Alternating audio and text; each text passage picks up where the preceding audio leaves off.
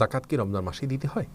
এর উত্তর হলো না, জাকাত দিতে হয় আপনি যখন সম্পদের মালিক হয়েছেন, বছর পূর্ণ হলে তখন আপনাকে জাকাত দিতে হবে।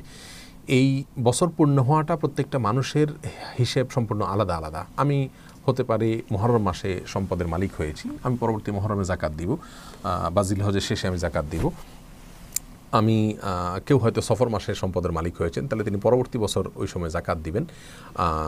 অর্থাৎ জাকাত দিতে হবে প্রত্যেকটা মানুষকে তার অর্থ বছর পূর্ণ হলে। জাকাতের সাথে অর্থ বছরের পূর্ণতার সম্পর্ক, রমজানের সম্পর্ক না। আমাদের দেশে ম্যাক্সিমাম মানুষ মনে করেন যে রমজান আসলে জাকাত দিতে হয় না, আপনার বছর যখন পূর্ণ হবে তখন আপনি জাকাত দিতে হবে। হ্যাঁ, রমজানে আপনি দিলেন, অর্থাৎ রমজানের 1 মাস পরে 2 মাস পরে জাকাত আসবে, আপনি আগেই জাকাত দিয়ে দিলেন, সেটা আপনি করতে পারেন, ভিন্ন কথা।